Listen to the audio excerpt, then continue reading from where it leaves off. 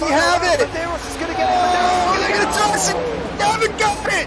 He's on the outside line though, going into the fastest corner on the circuit. Surely this can't work. Dominic Ligner has got a sensational run outside line now though for the heavy braking zone.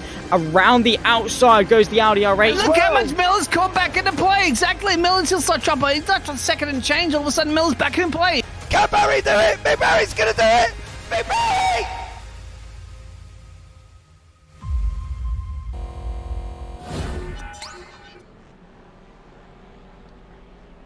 Good evening and welcome back to the SRL TCR League Season 6. I am James Parfitt. I'm going to be joined in the booth once again for this absolutely epic season of racing by the one, the only, the Mr. Zach Sweeney is once again here with me. But we are here at the Grand Prix circuit at the Hockenheimring, 4.574 kilometers, 2.842 miles, capacity 70,000, and it opened in May 1932, and with a mixture of 16 corners, tight hairpins, long run, a parabolic or an into the Mercedes. It's going to be an absolutely epic evening here on the JPB and the SRL YouTube channel. Welcome in VJ Phil. Jay, hope you are well as well. I don't know who sent that tweet out, Jay. Whoever it was, I will sack my social media manager and let them know that it's not good to pinpoint somebody and call them Kylie Minogue. It's terrible. There, Zach, as if they're digging at you for spinning more times than anything at Okayama last season. Welcome in now, everybody, as well, and it's now the time to bring Zach into the booth. Good evening, Zach. How are you? I'm very good. I'm very elated, and obviously we've had the two practice days, if you will, the fun race, the media day. Now things start to ramp up a bit. They've been given their classes, and now it's for points. And in all fairness, touring cars, the Hockenheimring, interesting prospect for a season opener. I'm looking forward to it. I love the Hockenheimring. I love the touring cars. Here we go. Yeah, it's going to be a good one here as well. And it's looking like we've got a pretty much full grid of 36 cars. There are 40 registered for the series, but we've got 36 cars as we go into the last 3 minutes of practice. The format will be 3 lone laps of quali. Heat 1 will be 20 minutes and Heat 2 will be 20 minutes with a reverse top 20. And we have got last season's champion Dan Mould back once again to defend his championship. I don't know if he's going to be able to do it, you know, this season, Zach. It's a tough field, very tough field. It is. He was actually pushed to his limit quite a lot over the course of our, again, the 2 non-points race that we went to. He was pushed to his limits. It's definitely not going to be that easy for him. But I'm sure the likes of John Brown, Gary Craig was up there quite a lot as well. I can see Daniel Sedgley in the mix, a very, very good touring car driver in his own right. I mean, well, yes, he did get the championship last season. As you say, this season is going to be a whole different kettle of fish. Whatever excuses he's going to whip out the bag quite early on, I think is a thing that remains to be seen. Or I was driving the Clio, blah, blah, blah, blah, blah. Whatever it is, he at the moment is setting a pace in practice, 3/10 clear of John Brown. But with that slipstream from turn 2 and 3 all the way through the parabolic into the hairpin, anything can happen. So bring it on. Dan Mould, what's he going to do in terms of a championship defence? Yeah, well, I'm sure he hasn't got his excuses lined up already. He hasn't got these filing cabinet of excuses that he's going to bring, and we've heard as well, you know, I've made him slow by driving the Clio and yada, yada, yada, yada, yada, all the other things at the same time. So, you know, it'll be interesting, I think, for Dan and what he does and how he goes about his business, and what I think will be good to see. He's going to obviously try and maintain that and gain his championship back. But as you say, with the likes of John Brown is looking very quick as well early on. Jay Corley's in here as well. Dan Sedgley is back in the Audi. He's going to be very quick as well. And there's quite a few new drivers in the pro class here. Andrew Lovesey, Cavani Delone is also here as well. Reese Watts. So there's a lot of new drivers that I think will be quite interesting to see how he gets on and how he's, you know, Sam Smith's back again as well.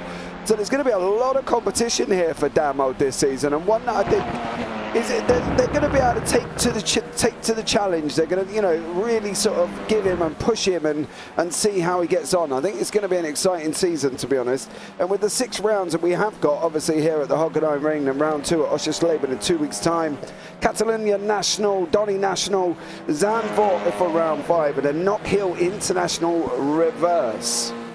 Now, I don't want to be going racing down into turn 1 with 40 TCRs around me, Zach, let alone these guys. Well, yeah. We have a really interesting calendar. Knock Hill in reverse is one that, well, it can either go really well or really bad, to put it in the most bluntest way possible. It's going to be interesting, let's put it that way, but that is a long, long way away. Right now, we are at the Hockenheimring here in Germany.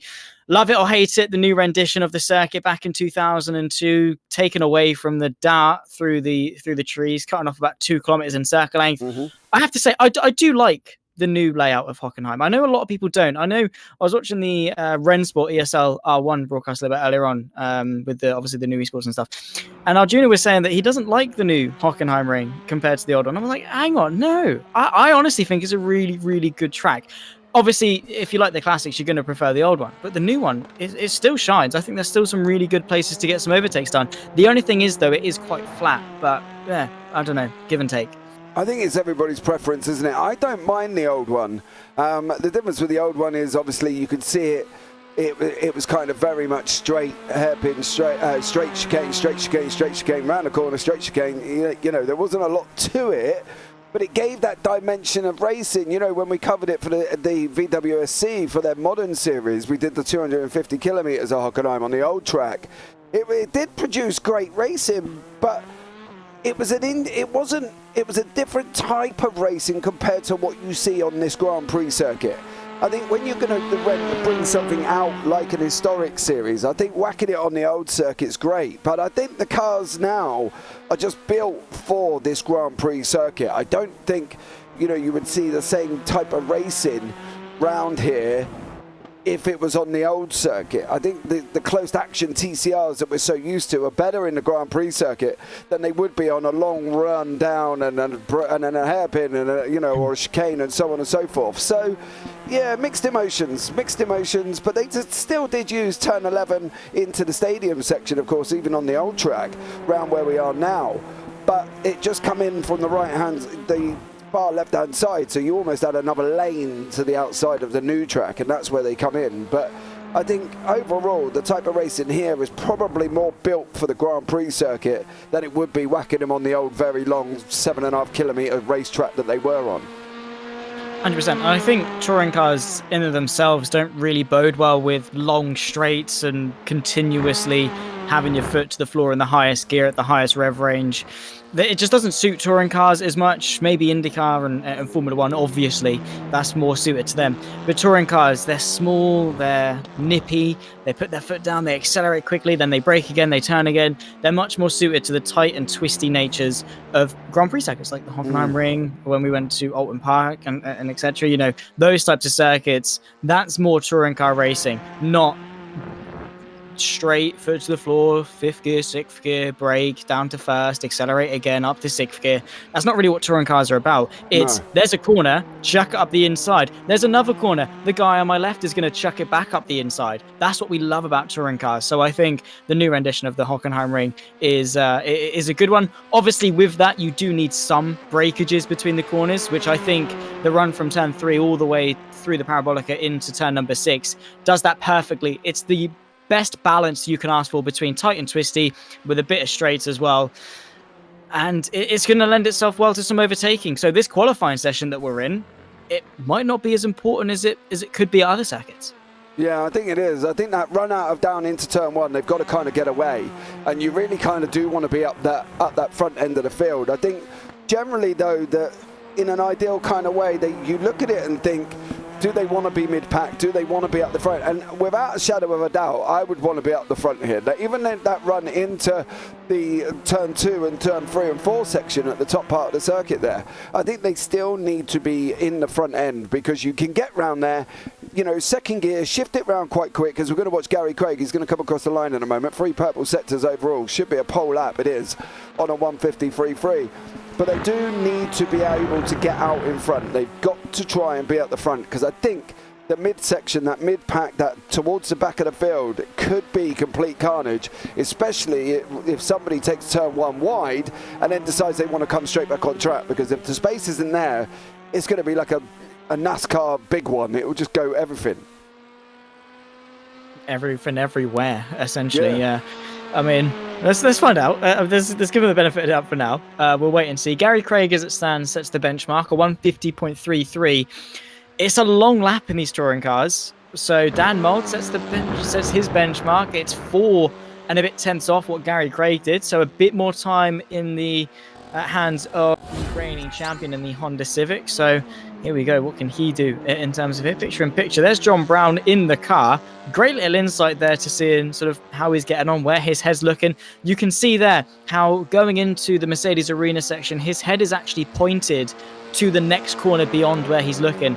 And that is really what you want to do as a racing driver. Look ahead of where you're going. Look to the next apex, so much so by the time you get there, you've already figured out what you're going to do.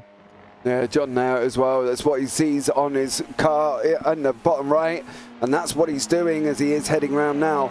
And it's great insight into VR. I think it's a different dimension when you're driving in VR. I personally have never, ever tried VR whatsoever, partly because I don't know if it would just make me physically ill. I've got to be honest. I think seasickness is bad enough, let alone trying to go around there. But yeah, I don't know if I'd be a lover of VR or not, Zach. I've got to be honest. What about yourself? I'd like to do it. I've never done it, purely because I've not really indulged in like looking into getting a VR headset. But from what I've done, my brother won a VR headset a couple of years ago, and I love doing that. We sort of played the first-person shooter games with it and stuff, and you know, some of the boxing games and stuff, and that was fun. It was immersive. You got into it. You were moving around.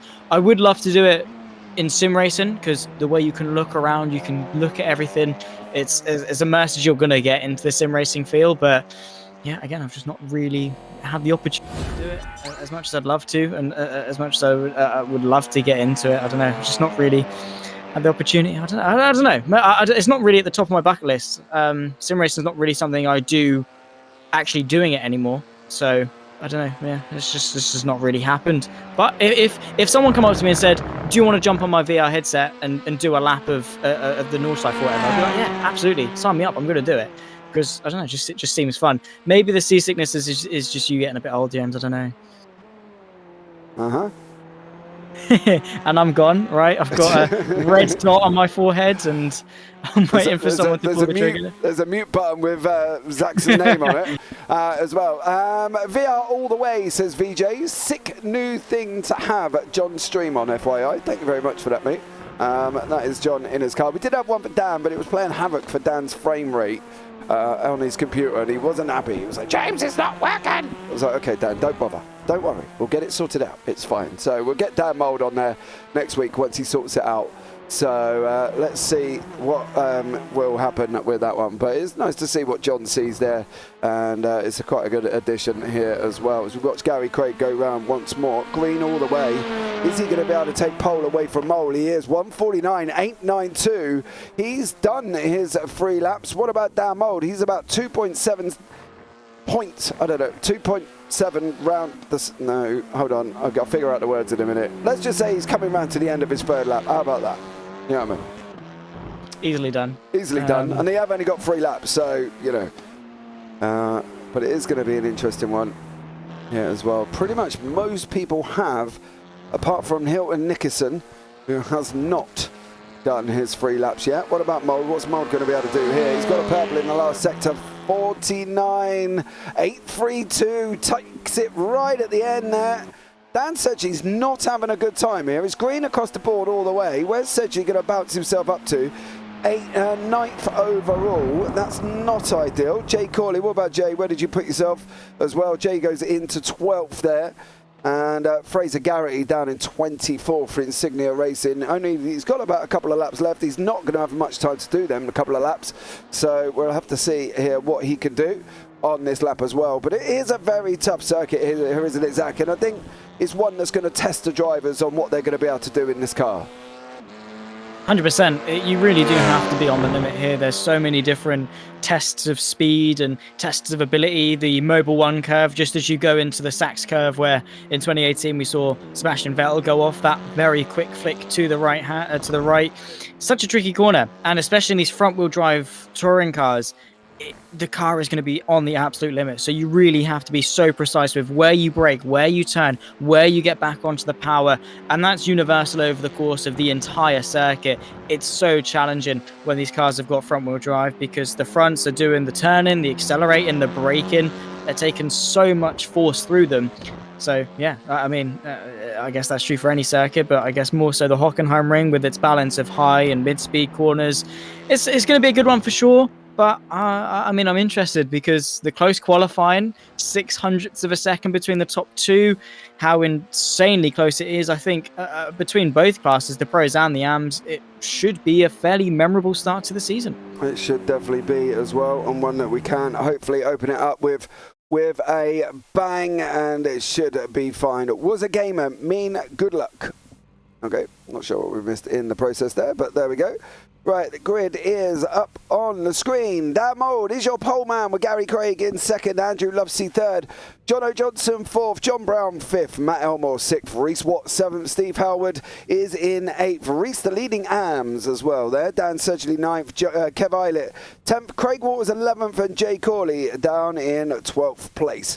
Fraser Garrity 13th, Stephen Fry 14th, JB Deju 15th, Sam Smith 16th, Alan McCain 17th, Dick Carver 18th, Dan Lewis 19th, Jonathan Cook 20th, Luke Jones 21st, Russell Fowler 22nd, Fraser Alexander 23rd, Elliot James 24th, Tom Bingham 25th, Jessica Rakowski 26th, Ian Smith 27th, James Ellis 28th, Neil Forbes 29th, Andy Thompson 30th, Ryan Dudley 31st, Steve Woodcock 32nd, Cabernet Delaunay in 33rd, Chris Barnes 34th, Neil Ridley 35th, and Hilton Nickerson down in 36th place, and the final place on the grid here as well.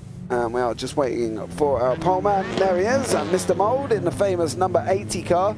It'll have to be retired, Zach, I think, when Dan Mould gives up racing, because he's so used to him being in the 80 car. Will we retire the number? That's going to be the question.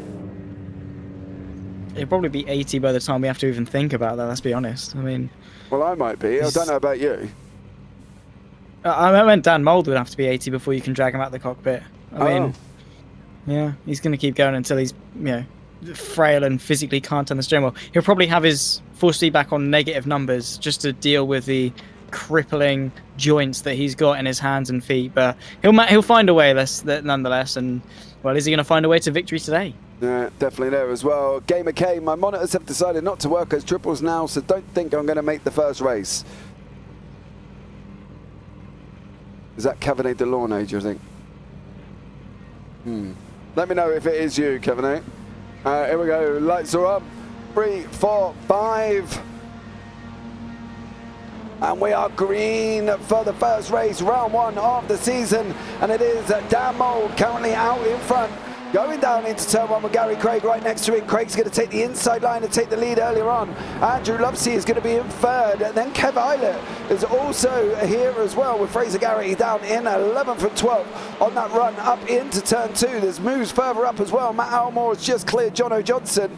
Oh, there we go. That was Reese Watt there, nearly sending it out the inside of John Brown. And it's not been a bad start. Neil Ridley is off track, unfortunately, but he's still going there. But everybody currently through, and it's Gary Craig out in front. It is, but for how much longer? The drag race now in towards the hairpin. Dan Mould etching his nose ahead, side by side between the pair of them. You can see the Honda trying to move his way through, but Gary Craig keeping him honest side by side as they run their way in towards the hairpin for the first time. Who's going to emerge victorious? Both run each other wide. Could Andrew Lovesey get himself underneath the pair of them? 3 wide as we hurdle our way towards the Mercedes Arena section. The Audi RS3 has the line on the inside. Bit of contact between the pair of them. Lovesey gets his way ahead. Mould versus Craig in towards the left-hander. Yeah, Craig's going to try and cut back underneath him now. He's taking that tighter line round through Mercedes, and they're still running 3 wide out earlier on. Mold's gone round. Oh! Is he going to hold it? He did. Tokyo Drift stuff down Mold. He managed to hold it. But it was Andrew Lovesey there with contact. But then if you're going to take it 3 wide, that's what you've got to expect. I'm sorry, but you can't go 3 wide in a turn and hope for love nor money that you're going to make it through. It's just not going to work, guys. No offence. But it is Mold now with John Brown. And Mold is in the Honda. He's come away from the Hyundai this year. And John Brown has gone down to the Audi. So that's going to be quite interesting. But I think John and Dan are going to be side-by-side battling here as well. With Reese Watt in the AM, the leading AM, currently sitting in 7th place there. Yeah, indeed so. He's doing a fantastic job, it must be said. I mean, to be in an AM and be that high up ahead of a good half of the pro field, in all fairness. I mean, actually over half of them. He's doing a brilliant job and actually putting some pressure on the reigning champion in some regards. And he actually is doing that, maybe trying to find some space. Dan Mold trying to pick his way through on John Brown into turn number 2. John Brown able to keep him honest on the outside, but bit of a slide there from Mold, and Watt finds his way through. It's gone from bad to worse, and there's so many cars around him. One mistake, one tarnish of your momentum, and it's downhill from there. Yeah, it is. He's dropped all the way down now as well. Fraser Garrett is second in the AM, chasing down Dan Sedgley in front of him currently at the moment. So it's going to be an interesting one here, I think, as well. Battles all the way through, guys. There's Luke Jones there from JW Motorsport with Elliot James from Insignia battling away here. And it's currently going to be Jones on the inside. He's going to get it this time around, Zach. And there's one that I think is going to be done and dusted. But there's a move on the inside as well from Russell Fowler. And Fowler's come through and said, well, why you two fight? I'm going to take it. Thank you very much, gentlemen. So what you've got to do is exactly what Andrew Lovesey did on the first lap with Craig and Mold, was the sense that, cool, you're fighting, you're off the track, off you go, that's my job, and well, I'm up into the lead.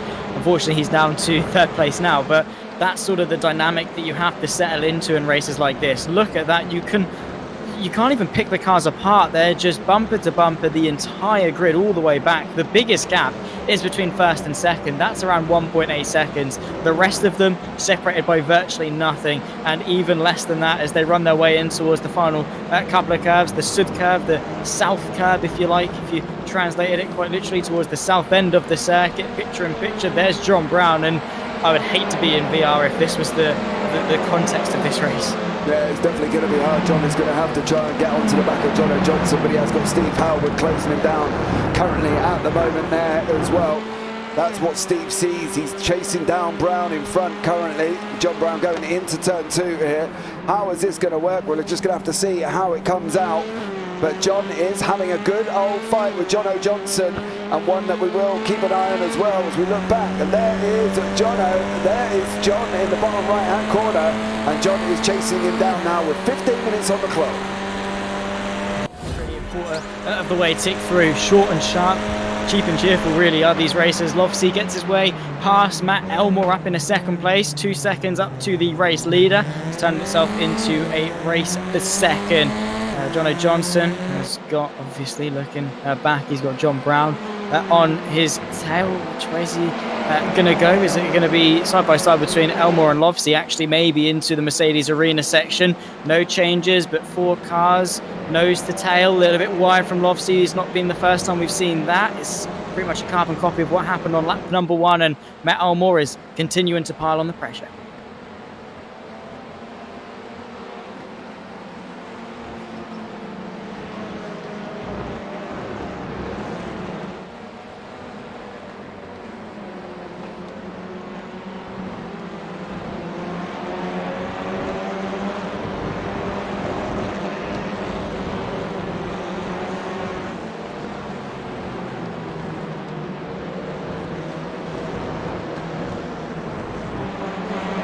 So beautiful stuff, and side by side actually that fight for 3rd, Lovesey versus Jono Johnson, drag racing towards turn number 1. That's going to halt their progress and maybe knock them out of contention for 2nd place. They all settle in to a single file train as they work their way through, but here's Johnson searching for the gap, gets covered off by Lovesey. The battle of the 2 Audis in towards turn number 2, outside line for Johnson. It's the long way round, of course, but he might be able to get the up and under, the switchback, foot to the floor first, maybe use the slipstream, or push Lovesey and not let Elmore get away.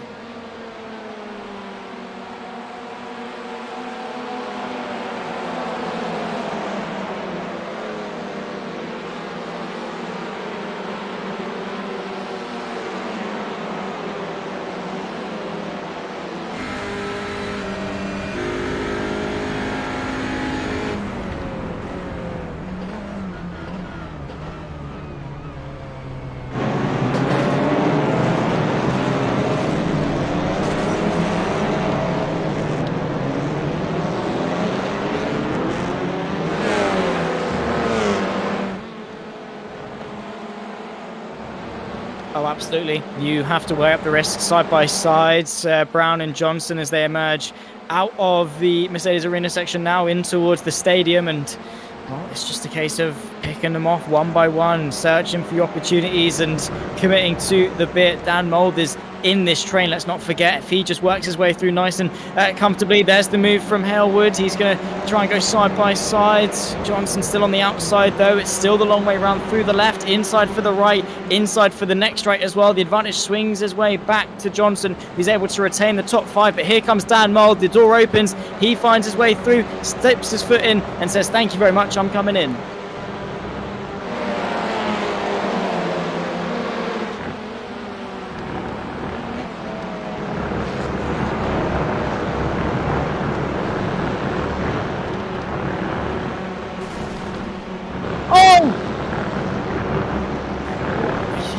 Huge stuff, and obviously turn number one of the quickest corners on the circuit. We're going to take another look as to how things happen, riding on board with Hailwood.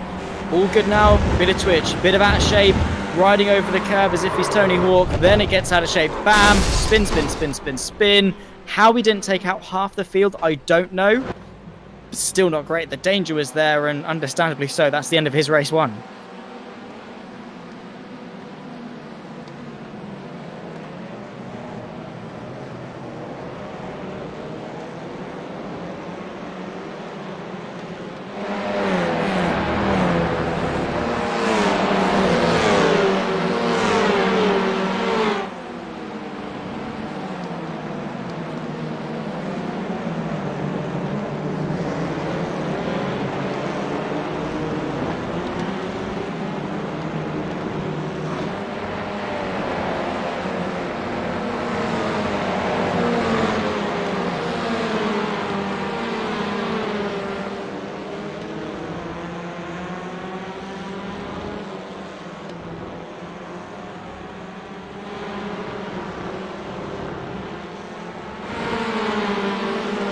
Time as well, so there was battles all the way through the field, and one that basically is going to just carry on all the way. So here we go, can't hear JP on the SRL. Oh, what's going on? You should be able to hear me.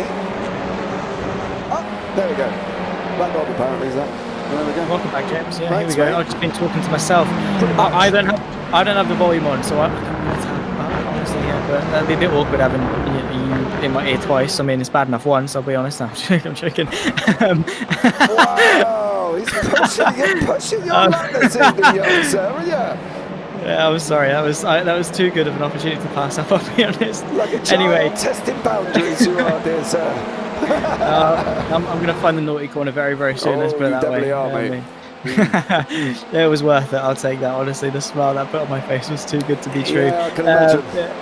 It was a good one, but yeah. Well, welcome back to the broadcast, James. Your lovely VCO Simi nominated award-winning voice. Well, not quite winning, but nominated voice is there. So there we go. They get to hear you for the remaining half of this race, and what a race it has been. Not for that Jay Corley.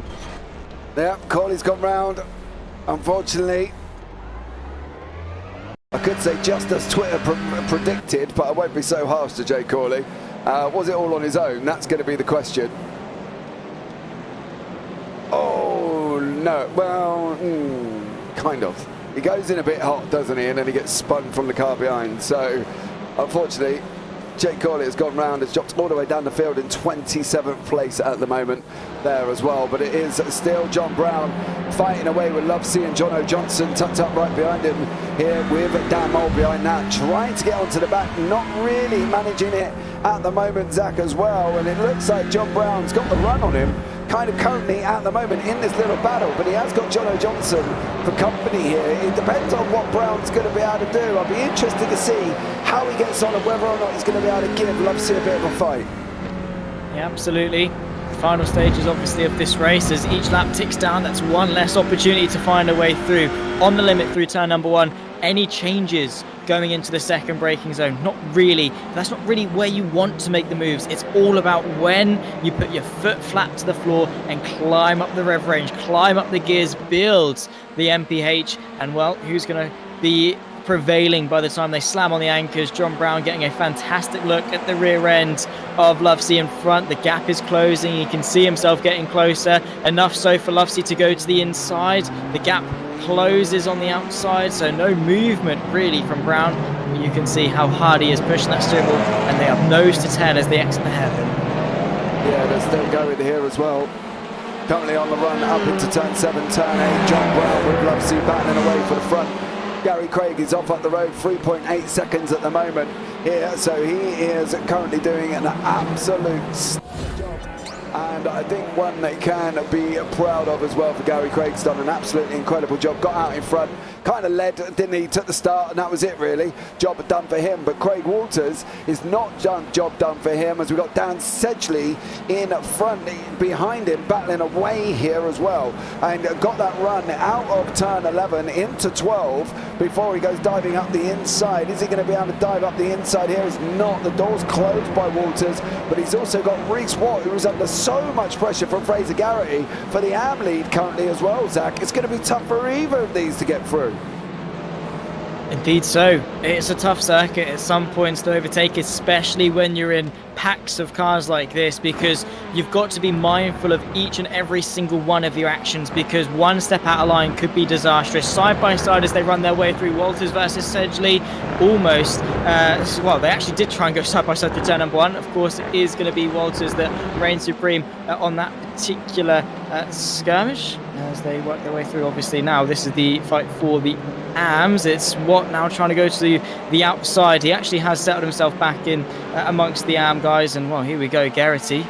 Well, here we go, a fight for the lead in the AMs. This is brilliant stuff. It's a shame we don't have that in pros. Yeah, it definitely is, but I think Watt's trying to play a very tactical game here. I think if he decides that he's going to stick more cars between himself and the other guys, I think he's trying to hope for the help with Fraser Garrity, but unfortunately Sedgley and Waters make contact.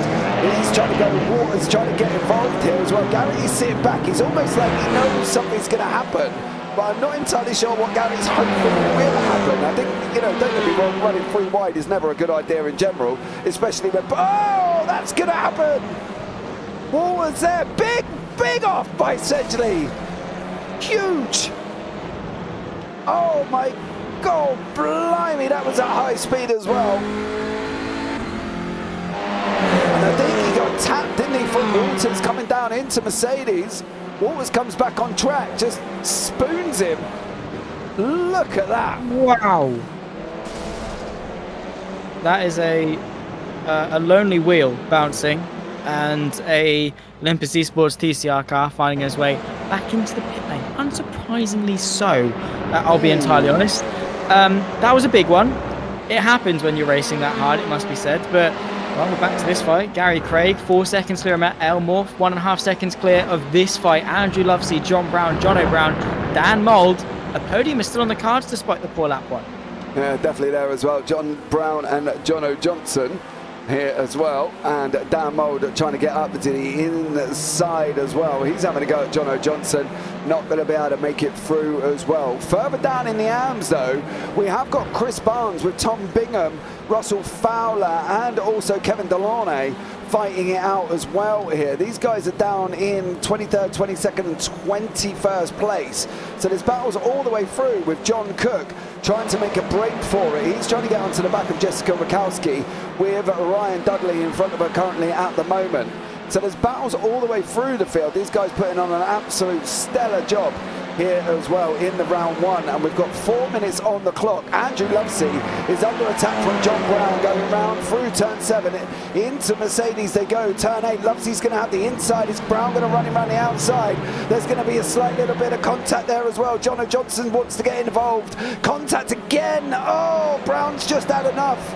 He's had enough of Andrew Lovesey. Shoulder taps him off, gives him a barge like he's playing football. Bye-bye, Andrew Lovesey, down into 6th place. There's that. Easily done. Fighting tooth and nail this hard. One dent in your momentum, one change of the swing of things, and it can tip itself back on its head. It is so easy for the pendulum to swing one way, then straight away the other. Lovesey, he's got his work cut out for him to claw his way back to the top of this fight. That almost seems fairly secure in that 2nd place. Here on board with John Brown, though, I'm sure he wants to go and catch, but he just hasn't been able to because of the unrelenting pressure of those in behind. Yeah, he's just literally been at it for the whole entire 10 laps currently at the moment, and he's just been fighting and fighting and fighting. Fraser Garrett's just done the fastest lap of the race.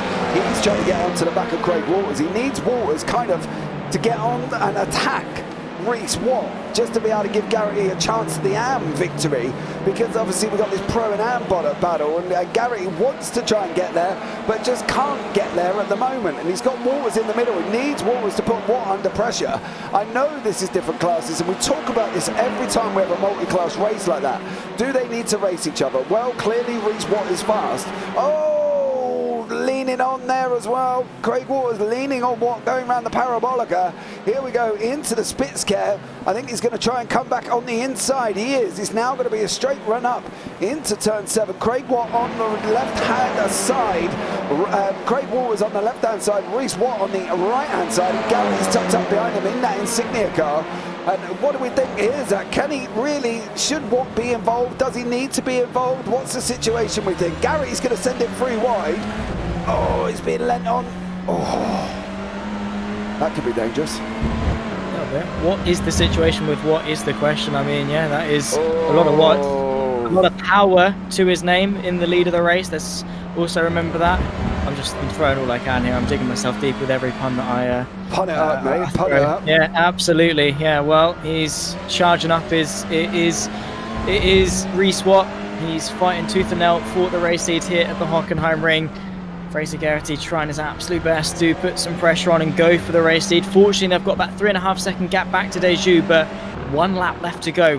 What is going to come out on top? I don't even mean to do it anymore. It's just coming out. The Audi RS3, we'll stop calling it by his name, I suppose, has now got 1 more lap around the Hockenheimring to try and hang on to this lead. Yeah, Watt's bringing the electric tonight, and he's out in front of the pros. I'm sorry. It's disgusting. It is actually disgusting.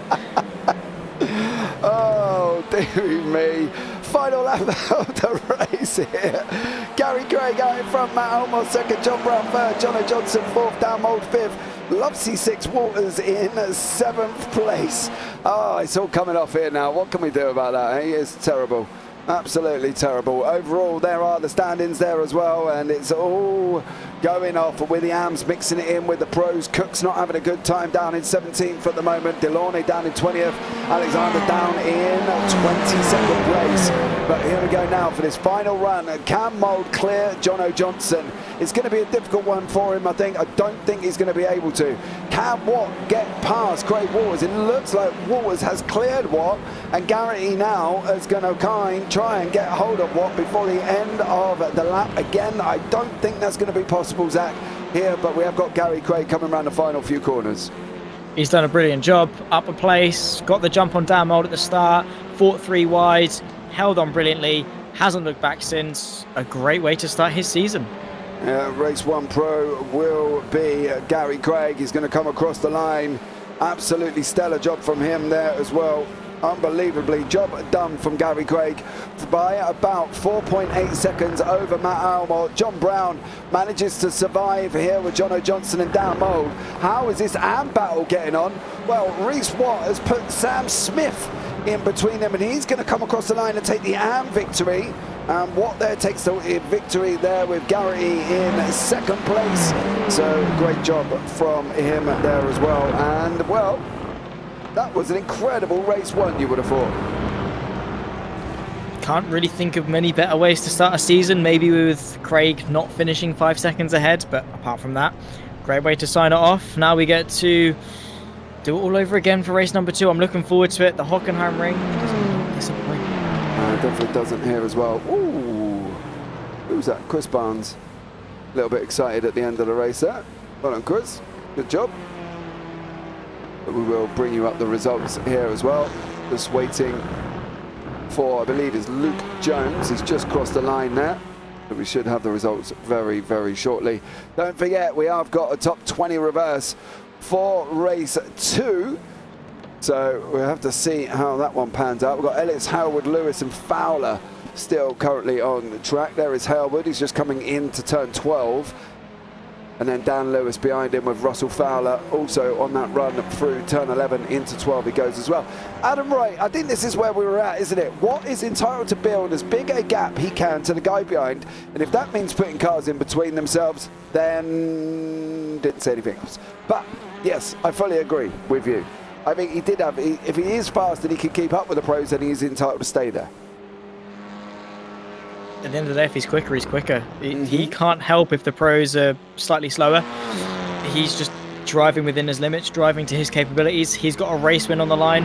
All he sees are targets to get out of his way and, in fact, tools to maybe bridge the gap as best he can. But here's how they racked up after the end of race 1. Yeah, Gary Craig is in first, Matt Almore second, John Brown third, John O'Johnson is in fourth place, Dan Mould fifth, Andrew Lovesey sixth, Craig Waters 7th, Reese Watt leading Am in 8th, Sam Smith 9th, Fraser Garrity 10th, JB Deju in 11th, Stephen Fry in 12th, Deck Carver 13th, Alan McCain 14th, Ryan Dudley is in 15th, Jonathan Cook 16th, Jessica Rakowski down there in 17th place, Elliot James 18th, Kev Eilert 19th, Cavani Delaunay in 20th, Tom Bingham 21st, Fraser Alexander 22nd, Steve Woodcock 23rd, Neil Forbes 24th, Andy Thompson 25th, Chris Barnes 26th, Hilton Nicholson 27th place. Then on from that, we've got Ian Smith in 28th, Jake Corley 29th, Luke Jones 30th, James Ellis 31st, Steve Howard 32nd, Dan Lewis 33rd, Russell Fowler 34th, Neil Ridley in 35th, and then behind that we have got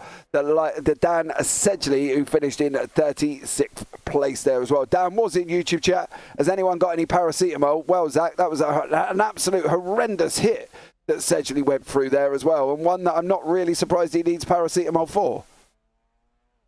I think he just needs a good insurance company more than anything. Injury lawyers for you maybe is a good shout. I mean, he might get a good claim from that. I mean, yeah, it was a big old hit, but let's hope he had a good helmet on. Let's put it that way. I mean, there's plenty of good helmet manufacturers out there. Let's hope he had the top end, because I'm sure his head absolutely smacked against that steering wheel. However, I don't want to say I would love to see it, but I would be interested to see John Brown in an incident like that and how interesting it looks in VR. Let's put it that way. Definitely there as well. We've got Gary Craig in the interview room waiting for a chat. Gary, how are you, sir? Welcome in. Congratulations on your win.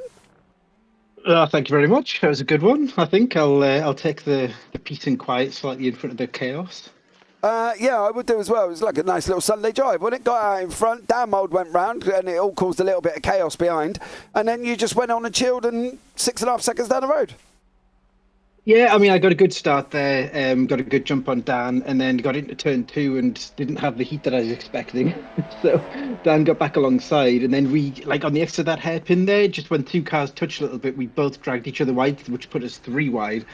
And yeah, I think Dan had a bit of an unfortunate netcode there with, was it Andrew? And then, yeah, that's the break I needed. I got in the zone from there, I think. But yeah, glad to get that one under the belt. Yeah, good, definitely as well. What's the plan for race 2? Top 20 reverse, mate. You're going to have to come through the field, aren't you? It looks like it's top 15 these days, which helps a bit because race 2s were never my forte. I got quite a lot of bad luck, and I just really want to try and keep it clean and try to work forward. That was the undoing of my title charge last year, as if there even was one. It was race 2s. So, yep, just going to try and keep it clean.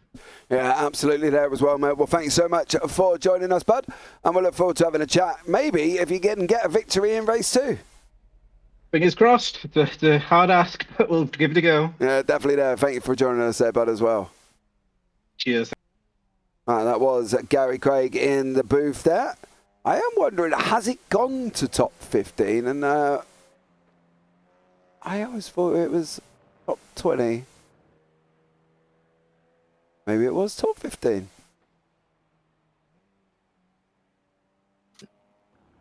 Don't ask me. I'm relying on what you've been telling me, James. I mean, if it's false information.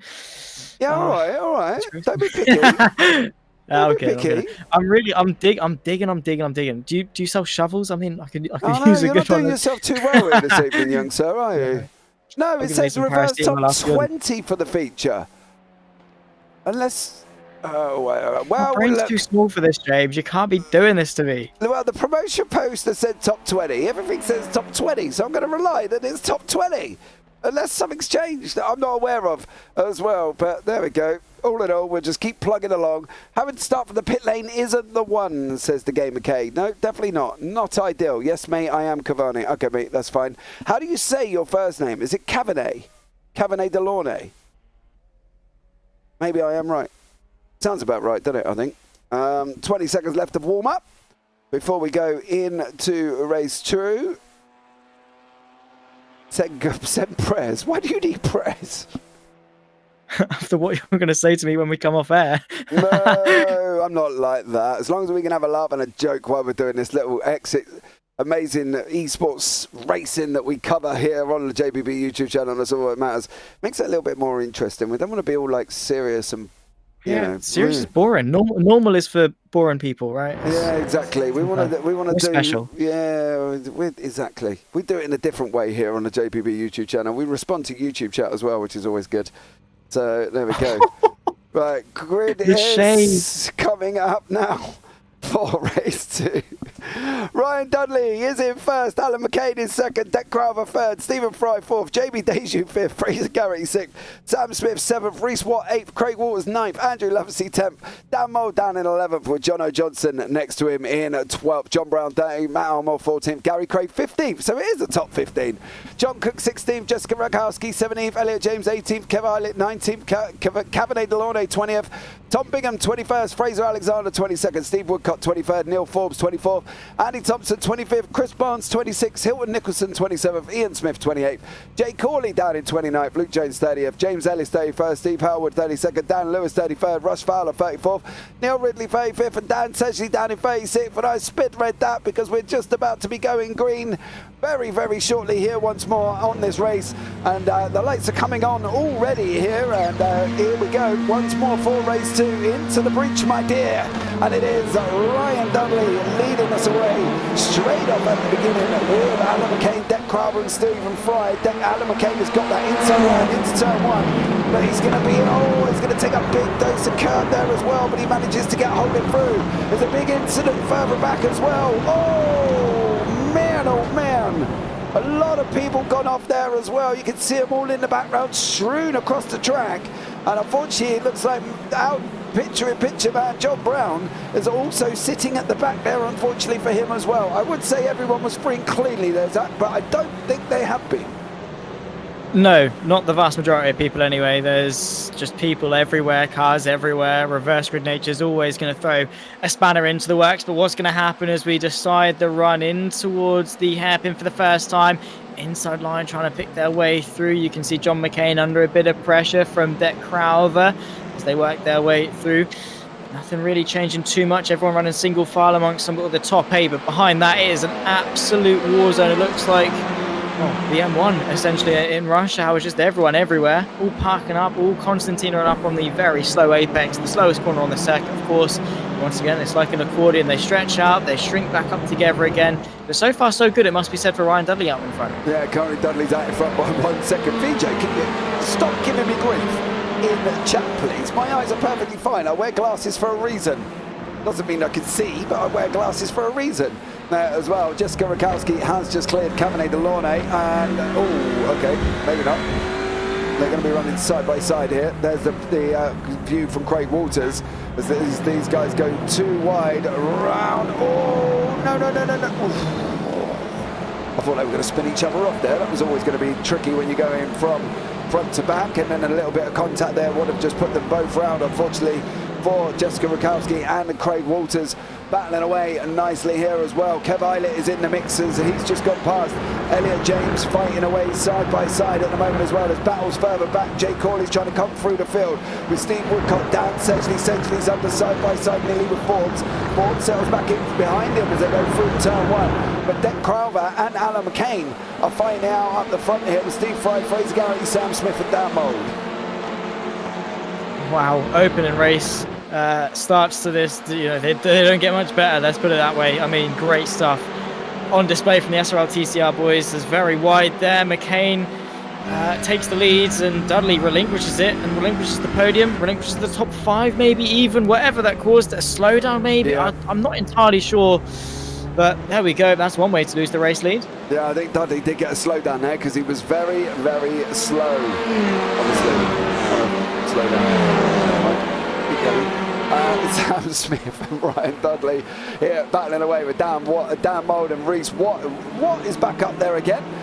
He's not gained any positions, mind you, but he is in the same position he was earlier on. And there will be the gainers and losers on the left-hand side. You can see who's gone where. Down 10 is Jono Johnson. It looks like Jono Johnson, Tom Bingham, Chris Barnes have all been involved once again in another little ta-ta-ta. And it doesn't bode well for these guys here, because here, it definitely looks like something's happened as they're trying to go 4 wide at one point. Strewn across the track. It's not going to happen. Oh, Jono Johnson hits the brakes. Everybody else kind of follows in as well. They concertina up, but he's managing to survive another day, is Jono Johnson, with Alan McCain out in front with Dec Crowther, Stephen Fry, Fraser Garrity and Ryan Dudley all coming through your top 5, with Sam Smith in 6th, Dan Mould in 7th, fighting away to try and get up to the front of him here, Zach. Is he going to be able to do it, or do we think he's just got to pick off one by one? I think you just have to pick your targets, send the move, look to the next one and go for that. I think that is the only game plan really. Dan Mould though searching for the slipstream, no gap on the inside, late break into the outside of turn number 2. Brilliant stuff from the reigning champion. Is it enough to see him have the inside for turn number 3? Indeed it is. However, outside line swinging the way of Sam Smith, who did take him to the wire in the championship, side by side as they run their way through the Parabolica. They've also got to be careful of Reese Watt in the background as well. Is he going to make it 3 wide? I mean, Dan Mould all the way to the left is not really going to be the best positioning for him. Left-hand side of shot of the track, right-hand side of shot, getting a little bit argy-bargy as they run their way through. Dan Mould unable to move his way past up inside the top 6. That is not what he wants. He does not want his progress halted whatsoever. He needs every overtake to be a stepping stone, jump by jump by jump, and climb his way up the grid. Yeah, but the problem is he's not got anyone slow in front of him. You know, you are literally now with Sam Smith. It's not like he's sitting back thinking, oh, well, this is nice and easy. And he's got me flying Reese Watt behind him, of course. We can see what Watt's capable of, as he took the AM win last time out as well. So it's going to be a difficult situation for Mould to really go any further because of the cars in front of him. Smith, he might get past Dudley, Crowther and Garrity if he can, but whether or not he's going to catch Stephen Fry and Alan McCain, that's going to be a different scenario altogether. And when you're running so close, one mistake from the car in front, well, we've seen it before, Zach, where they all end up getting involved. And it just looks like a one big mess of wreckage of metal everywhere once they start going. Oh, what? Oh, blimey, he ain't giving up here. Reese Watt is definitely going after that position. Fraser Garrity is definitely trying to get past Stephen Fry as well. Down into turn 1 here, Zach. It's all looking very, very close with 14 minutes still remaining. Indeed, still a long way left to go. It's weird to think we're only 6 minutes in. I don't know, it just seems like a lot has happened in such a small amount of time. A very densely packed race, and it has no signs of slowing down. Here is Fraser Garrity on the back of Stephen Fry. The fight for second as Alan McCain is stretching the advantage out in front. I have to say, I didn't ever expect Alan McCain to be leading the race. He was really sort of an outside shot, quite a one you'd put into the corner really, and I don't want to say overlook, but kind of do. And that's exactly what I did coming into today, but he's looking very good in terms of reverse grid races. Here is Jay Corley versus Thompson, side by side through the Parabolica. Thompson trying to sing it all the way around the outside. Then they go 2 wide, settling in. Who's going to be last to break? 2 wide, 2 deep in the background as Hellwood and Johnson go side by side and trying to nip his way through. Brilliant stuff there to go for 2 and 1 and even make it 3 wide, threading the needle through the middle. Yeah, I think Jono Johnson back down that one. There was definitely not a chance he was going to get through. Corley's running on the outside down into turn 8. Oh, there's going to be contact. Ah, Corley up on 2 wheels. Jono Johnson battling away further back as well with Andy Thompson. He's given Thompson a little bit of a nice little shoulder barge there as well. And unfortunately, these guys are battling it out. Down the order, mind you, for 22nd, 23rd place. But they're not stopping. And Russell Fowler is now alongside his teammate. How is this going to work out here as well? From Performance Esports, Link Esports team, and Russell Fowler and Andy Thompson are mixing it out there as well. But Ryan Dudley is at the front of this train of Sam Smith, Dan Mould, Reece Watt, Gary Craig, JB Deju, and in front he's got Crowther, Garrett Ian Fry. Poor old Ryan Dudley is, well, he's going to be feeling the pressure here as well, isn't he, Zach? Being a pro and am mix between these guys. Yeah, well, as we said with Watt in the first race, doesn't really care about the classes. You're just trying to stretch your advantage, close the gap. It doesn't matter who's between you and your goal. You've got to dispatch of them as quickly as possible. But the mix and match is definitely an awkward affair because you're making an overtake, but you're not really, I guess you're not really gaining anything for it in terms of championship points. However, the gap for the lead is now under a second. Also a bit of side-by-side. There's Craig and Smith, 2 wide into the hairpin. It's been the prime overtaking opportunity. The Hyundai of Craig tries to go the long way round, does exactly that with Smith caught napping on the throttle response off the exit of the hairpin. The race 1 winner up now into 8th place. And again, because of the train-like nature of these races, he's not a million miles away from a good position. Yes, he's in 8th, but play his cards right in the final half of this race. Top 5, podium, who knows what can happen. Yeah, definitely there as well. I have turned my mic up a little bit, RS, as well. Thank you very much for that one. And hopefully that is doing what it needs to be doing now as well. You can hear me relatively easy, but it is Gary Craig making his way up 7 places into 8th at the moment. Dudley there from Team Lonely Welshman. Gotta love it. There with Dan Mould from SRL behind him. So we're going to have to see how this one pans out here for Dudley, whether or not he's going to be able to hold on to Mould, or once more is he going to be able to be under pressure here. Time will tell as the race keeps going on. Still hell with Jono Johnson, Neil Forbes, Russell Fowler having a battle further down. Sam Smith has gone into the pits. Steve Howard went off track. Andy Thompson has been off at the same time. I think that's probably where it's happening, down in turn 1. And once they just start running through there, Zach, it's very hard to stop it. It's easier to take the off track here as well. Dan Mould's dive, Ryan Dudley.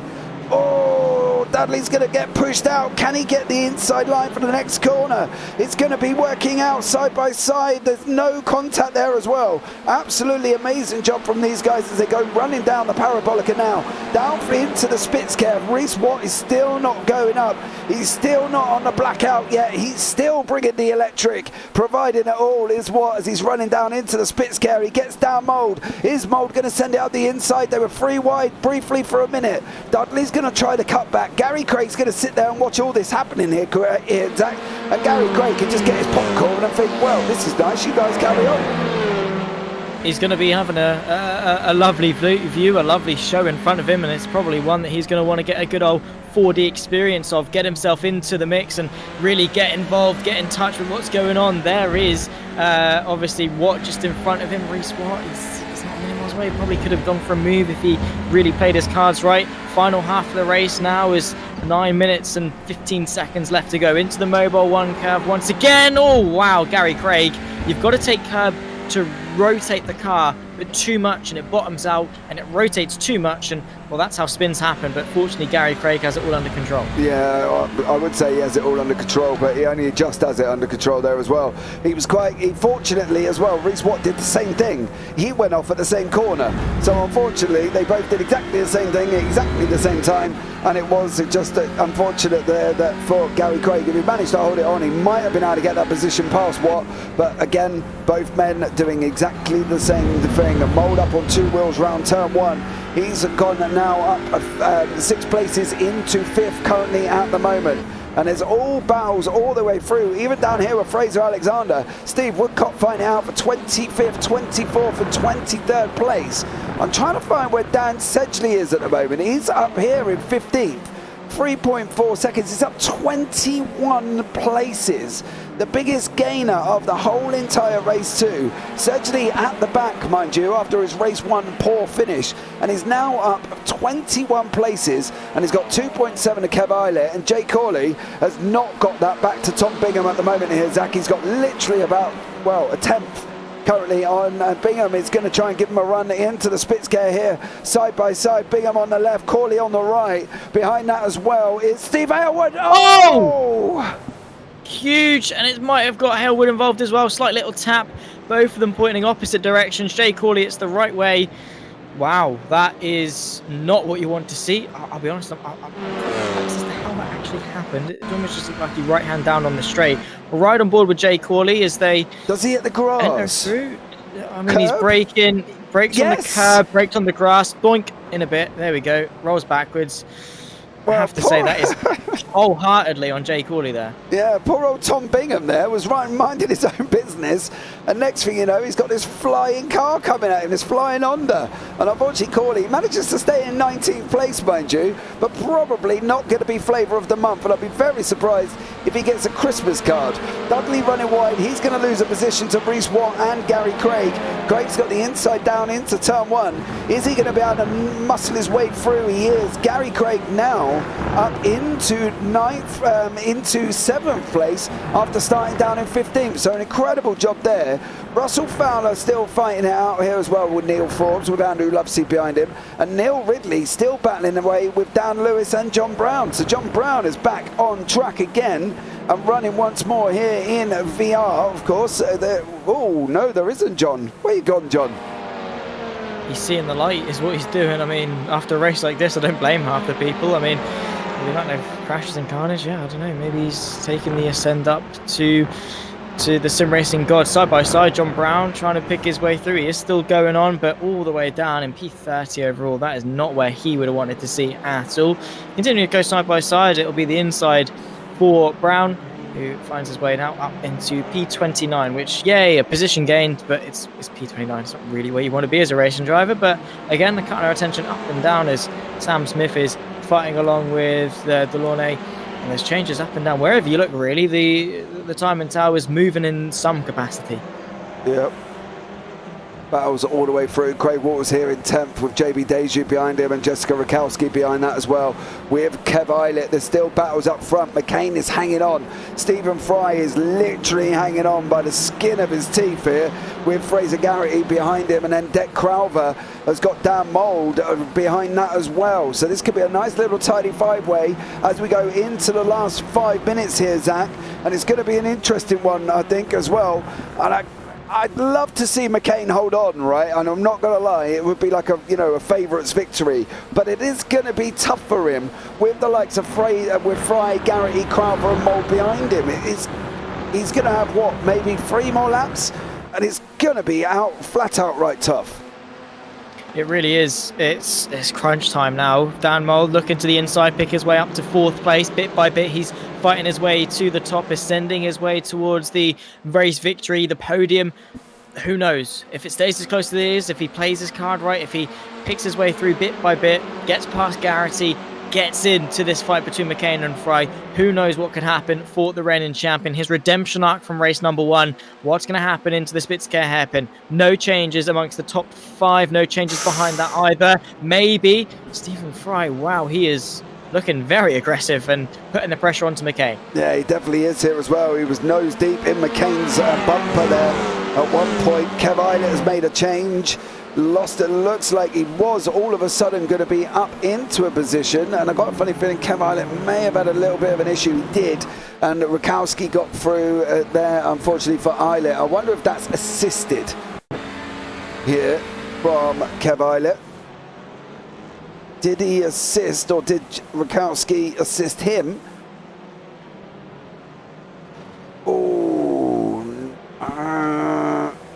Yeah, pick that one apart. Not going to try and get myself involved in that. Fry with Garrity trying to run around the outside. Mole's trying to go up the inside. Garrity takes his nose off once more. Says, nope, not this time. We're going to have 2 laps remaining here. And it's going to be a very exciting 2 laps with Stephen Fry, Fraser Garrity and Dan Mould. Can Garrity hold on as well for the leading AM? It looks like it's going to be tough, surely, with Dan Mould behind him. It will be indeed. I mean, there's probably no one really worse you want to see in your rearview mirror, I'll be honest. I mean, it's a good sight to be in front of the reigning champion, particularly, I guess, as an AM. No offence, obviously, to anyone in the amateur class, but for Dan Mould to be in your mirrors is definitely a good sign. However, how long is that going to last? Ducking, diving, outside line for Mould. No way through for now, but he definitely looks daunting. Right up against the rear bumper of Fraser Geraghty, who's now closing the gap to Stephen Fry, is going side by side with Fry, who's got to slow down. Both of them able to find a way through. McCain, Geraghty, Mould, the top three, as we enter ourselves onto the penultimate lap of this race. Yeah, are we going to have an AM victory? Dan Mould's going to go for the dive on Geraghty. Doors open. Geraghty didn't defend him off. They're going to be side by side. Geraghty's going to get a better run out. On up into turn 7, he's going to have the inside for turn 8. If he could just manage to hold this side by side with Dan Mould. Mould's on the inside of us. Geraghty's giving him room. He's going to take the inside line. Geraghty's hard on the brakes. They're going to be side by side going round 8. Geraghty's got to try and open up the steering just a little bit. He puts Mould off. Mould, oh! I thought Mould was coming back into the side of Geraghty there. And unfortunately for Mould, he's now got Crowther running up beside him as well. Yeah, for going to be the final lap of the race, Zach. It's going to be a tough one here. And it looks like Alan McCain might hold on. It's going to be a fight for the ages, let's put it that way. What can Alan McCain do? The gap about a second. Fraser Geraghty up 4 places. Dan Mould up 8. He has been fighting and clawing and climbing and just battling his way tooth and nail. He's been through the wars today as the reigning champion, but he's kept a straight face. He's been smiling. He's been composed as ever, and he is now got one more go around the Hockenheimring to see what he can muster. He's got himself onto the podium. Check. Barney the flagman waves the white flag one more time around for race number 2 of the opening round of the SRL TCR season number 6. Who's going to come out on top? Who knows? The slipstream is powerful. It's going to come down to this. Who gets the exit? Yep. It's all now whether or not Geraghty can get onto the back of McCain. It's coming down. It's half a second. Dropped below a half a second. You can see it on the left-hand side. He's not going to be close enough. I think he needed to be about 3 tenths coming out the corner. He's only going to roughly get it down to about 3.5 here. He looks like he's going to be trying to put him off. Didn't do it this time around. Can Geraghty get on to the back of McCain? Can McCain hold on?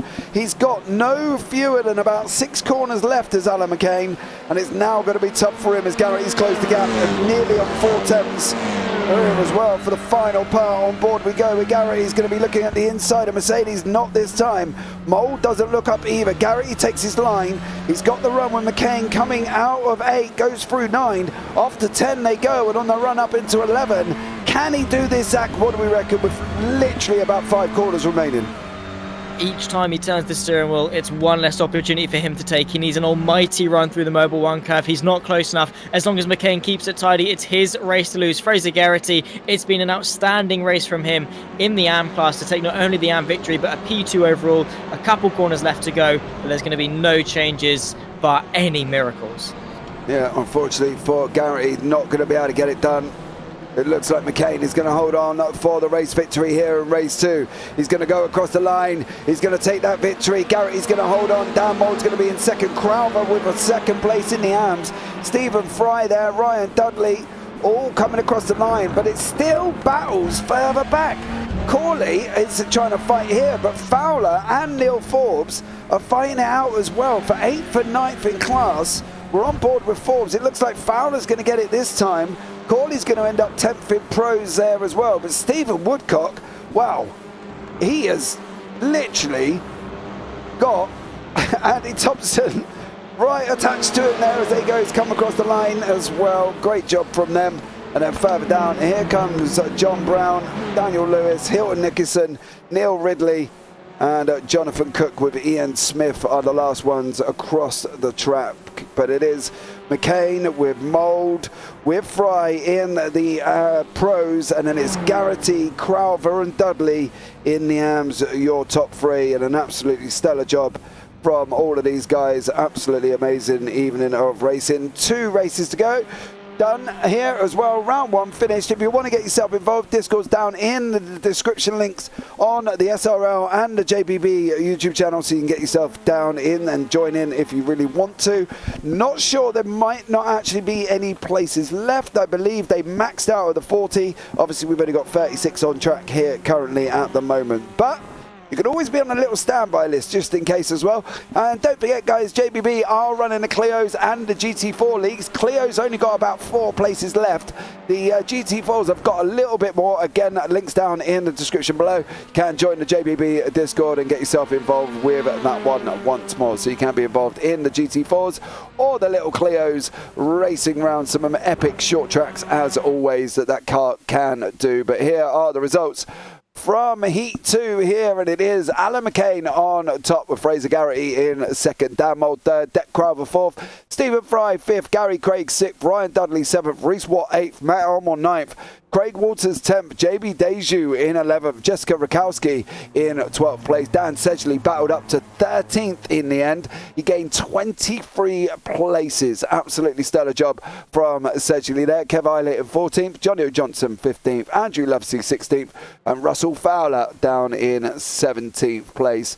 Then beyond that, you've got Neil Forbes, Jay Corley, Fraser Alexander, Andy Thompson, Steve Woodcock, James Ellis, Sam Smith, Cabernet Delaunay, Luke Jones and John Brown in the end to come back in to 27th. Dan Lewis, Hilton Nicholson, Neil Ridley, John Cook, Ian Smith, Tom Bingham, Elliot James, Steve Howard, and then Chris Barnes is the final one across the race track there to cross the finishing line. Absolutely epic end there, Zach. Not a bad race too at all. Definitely not. Can't complain. Let's put it that way. I mean, we were on our toes all the way to the end. The Hockenheimring always delivers. Doesn't matter what layout it is. 4.53 kilometers of absolute greatness. Touring cars, this grid of drivers. What more did we expect? Yeah, absolutely there as well. And we've got Derek Crowther, Alan McCain and Fraser Garrity. I think we'll do Mr. Fraser Garrity first. Welcome in, Fraser. How are you, sir? I'm all right, James. How are you? Mate, I'm not bad at all. I've just watched you take a second place in a winning class. Not bad even in a racing for you whatsoever. No, it's not too bad. Good start to the season, that is. Not too shabby there, sir. Not too shabby. Tough race. Managed to keep Dan behind for that one bend. Just one more lap, I reckon it would have been close for me and Alan. You reckon? Yeah, gutted about Stephen's race. We had a great race. So slow down just really important. Yeah, it's always tough when you get to slow down in general, isn't it, on a racetrack? But, you know, one that I think it just comes with the nature of racing there as well. What's the aim, Fraser? What's the aim this season? Are you going out for that AM win? Are you wanting to take the title as the AM champion? Nah, I want to be in here more, James. You want to come and have a chat with me? Yeah, we'll have a chat. Sod the championship. I'll just come in here weekly if I can. Yeah, mate, why not? I don't mind a good old chat. But that's got to be the aim, right? You've got to go for it, haven't you? Set yourself targets. I mean, it's starting off well, so we might as well try and aim high and see if we can go for the champ. But we'll see what happens. Each race is different, you know that. Mm-hmm. Definitely. So we'll see. We'll just keep my fingers crossed and see what happens. Round 2 at Oschersleben. I'm not a lover of that circuit, I've got to be honest, from my point of view. But what about yours? Oh, I'll leave it at that. Yeah, I know.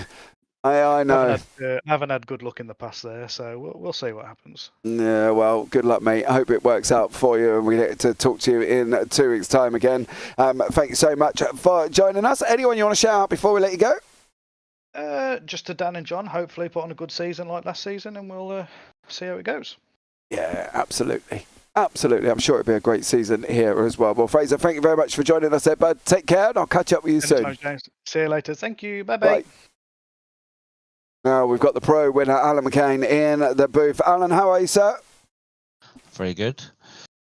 Very... Yourself? I'm not bad, mate. I've just seen you take a victory, up one place at the start, and, well, that was it, really. I'm not going to say that you weren't under pressure, because deeply you were, but you managed to hold on right till the end. Yeah, it was first ever SRL win, so that's a bonus. Absolutely. You know, if you're going to do it, you might as well do it on the opening round in the race 2. Get it done on the reverse. Job done for you, though, sir. You know, Going forward, favourite tracks of the calendar this season? To be honest, I can't even remember what's on the calendar. All right, let me refresh your memory. Round 2, you go to Oschersleben.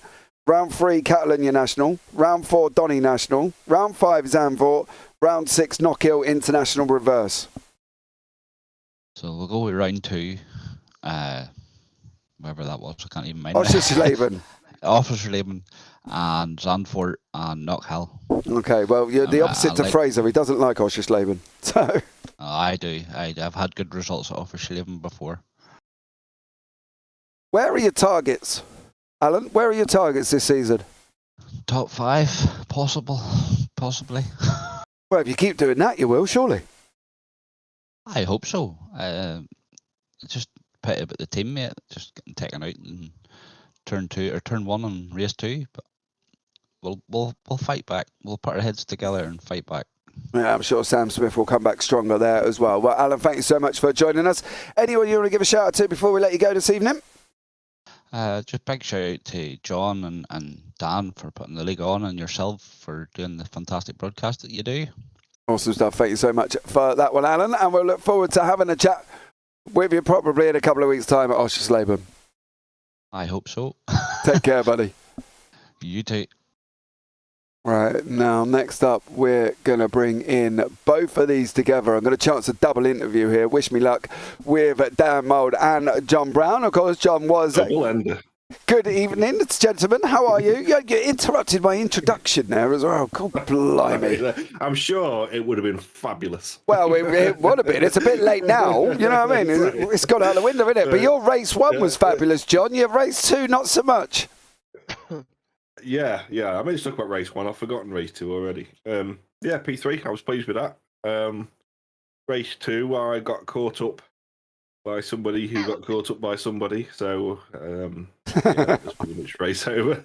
I had to limp it round to the pits. But yeah, no, race 3, P3, really good. I had a really good fight with Andy throughout the whole race, pretty much. But he kept on hitting curbs that would slow him down, and I just had to pick my time. Yeah, definitely were as well. Dan, welcome in. How are you, sir? I'm good, yeah. Good. Not a bad race 2? Oh, race 2 was all right. Race 2 was a little bit disappointed in. I had a bit of a coming together with Steve Halewood on turn 1. Tried to slow it down and hit the sausage curve, and unfortunately, he came off worse off with the door banging. Yeah, but that's what's going to happen with 38 cars on track, right? You're going to get that. Yeah, you are. But when you're involved, you feel bad. Yeah. Especially when you're the admin. Well, yeah, you kind of just move on, because if you weren't the admin, you'd be in no different position than the driver who unfortunately made contact. Overall, gentlemen, it's been an great opening start. Yes, there was contact, yes, there was incidents, and yes, there was accidents, but that at the end of the day is what TCR is all about, really. Not obviously causing major ones, but a little bit of door banging here and there ain't going to hurt anyone. Going forward, though, guys, as well, mixed response on round 2. Fraser Garrity does not like Oschersleben. Alan McCain does like Oschersleben. What about you, John? What do you think? Never raced it. Don't even own it yet. So I'll tell you next week. Yeah, you might want to get on that one, mate. Yeah, it looks a bit like Snetterton, which I don't really like, but I'm hoping it's not. So yeah, I'll get it downloaded. Hang on. Did you just say you don't like Snetterton? Yeah, that's really boring, that track. I know I'm a bit irrelevant when it comes to interviews, but you've just really hurt me, John. I'll be honest. That is. Yeah, the only interesting bit is that bum hole at the end. I'm sure you like chucking it into the bum hole. Sorry, bum hole. Sorry, bum hole. Yeah, bum hole. Yes. Let me add, guys. John doesn't like anything. You just don't want to be going deep into the bum hole. Let's just put it that way. No, it will not go down well. Let's hope it's wet. Right, now we can... Oh, dearie me. Yeah. If it's ever going to go wrong, it's going to go wrong at the end. But, John, you're going to have to get on Oschersleben, mate. You need to get the practice in. Yeah. Dan, great evening of racing, boys, as well. How are we fixed for places? Are we full up in the TCRs? Well, we might not be able to tonight. No, I'm joking. Yeah, we're going to have to stick with 40. as you see tonight, it's a busy ass grid. It's a busy old grid. Thank you. It's a busy old grid. I don't think any more. I think more cars it would hinder it. I think, if anything. So yeah, we're I think we're full. Yeah. We did allow more sign-ups in season 5, but that was because we had a lot of dropouts. But no, we're going to stick with 14, and if people leave accordingly, then we'll just keep going. One of the reasons why we chose 40 is because we know in any league people over time, hopefully not, but people tend to drop out over the over the course of it. But even with a 25-30 car grid, it's still a good grid. So yeah, it definitely is there as well. Well, gentlemen, thank you so much. Dan, anyone you want to shout out before we let you go? Please don't shout out yourself. It's a bit self-confident. It's just everyone who's been a part, yeah. Everyone who's John Brown, yeah. Everyone's been acknowledging the massive amounts of messaging I put in Discord, and there's been people who've really responded well to the fact that me and John do put a lot of time into this league, and we get some good feedback, so it makes it all worthwhile. So yeah, everyone who's involved in watching, yourself, Zach, can't wait to watch it back. Yeah, good. And myself. No, guys. John, what about yourself? Dan Mould, of course. Of course. Without him, yourself, everyone who races, everyone. Because without them, it just wouldn't happen. Awesome stuff. Yeah. John? Looking forward to next week. Yep. Got Osh's Labour downloaded, sir. Need to get some driving in. I will do. All right, mate. Well, guys, you take care. See you, guys. Bye-bye. Yeah. Bye. Right. And the final interview here is Mr. Kavanagh Lawley. Welcome in, Kavanagh. How are you, sir? Good evening. Yeah, I'm all good. Thank you. How are you? I'm not too bad, bud. Not too bad. Am I getting your first name right? Because otherwise... So it's Caveney. Caveney is how it's pronounced. Clearly not, then. No, you're not far off. I've had a lot worse in the past, so it's not too far off. Oh, well, there you go. That makes me feel a little bit better, but, still not great. How was it for you out there on track? It's not the debut I was hoping for, I'll be honest. Technical difficulties starting off the first race, started from the pit lane. Managed to get up to 20th, I think it was, so it wasn't too bad. And then the second race, I came into contact with somebody. I need to check the replay and see what happened there, but that pretty much ruined my second race, and I was down to the back of the grid.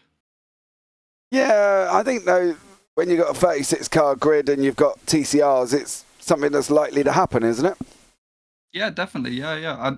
Like I say, I'm not too sure what happened. I don't know if I kind of pushed him out or if he came back onto the track. Without looking, I'm not too sure what happened. But yeah, it's door-to-door racing, bumper to bumper, so these sort of things are expected, I think. Yeah, definitely there as well. I think that's the going forward. I think that's definitely what TCRs is all about. How are you feeling about the calendar? Oschersleben next up on the calendar. Do you like it? I haven't raced there once, if I'm honest with you. So I haven't got a clue. I'll have to have a play back on that and see what it's like. But I'm looking forward to Catalonia and Donington. Donington's my local track. So, yeah, it'll be good to get to Donington. Hopefully score some points up there. Yeah, absolutely. Well, thank you so much for joining us, Ebed. Anyone you want to give a shout out to before we let you go? Dan and John, SRL, the guys that set this up, and everybody that's in the Discord. Everyone's super friendly. Yeah, really good bunch of people. Yeah, awesome stuff. Well, thank you so much there, Caveney. Thank you very much, and we look forward to having a chat as the season goes on. Thank you very much, buddy. Catch you later. Take care. Well, there you go. Zach, it's been an eventful evening of racing, and I think one that we can sit back and enjoy overall. Not a bad start to the season. Definitely not. I mean, off the back of the fun race and the media day, obviously, not really much else we expected. We knew coming into the season it was going to be great. It just seemed that as soon as points were on offer, people just gave it that little bit extra, and we're not complaining with that little bit extra. Every little helps, and 2 fantastic races. Bring on Oschersleben. Yeah, absolutely. Well, there you go, guys. That rounds out tonight's broadcast. Thank you, VJ, for joining us there as well. I was hoping for Snetterton on the GAR 86 next season. It's why I got iRacing. Really? That's the only reason? But thank you to everybody that's joined us. RS, thank you very much. Handsome Stew. Phil, as always, for coming in. Gamer K as well, popping in between races. Adam Wright. Toxic Munchkin, as always, here, and thank you so much for joining us in this epic start to this season. Join us next week for the GR86s, but don't forget to join us tomorrow when we've got a sim racing for Simpletons. Zach, you're on that now, bud. Is that going to be a good one with the F3s? Oh, absolutely. We're going to the circuit Gilles Villeneuve, Montreal in Canada. Myself and Dean Biggles, we're going to tackle some Formula 3 machinery. It's been a great season up until now, so I've got no doubt that it's going to be even greater off the back of Road Atlanta. Yeah, absolutely. Well, thank you so much, guys, for joining us as well. And good luck to anybody taking part in the Nords 24 this weekend. Hope you all get your victories that you so just deserve. But before myself and Zach Sweeney this evening, you all take care. Have a great week. And you never know, we might see you on the track sometime. Good night.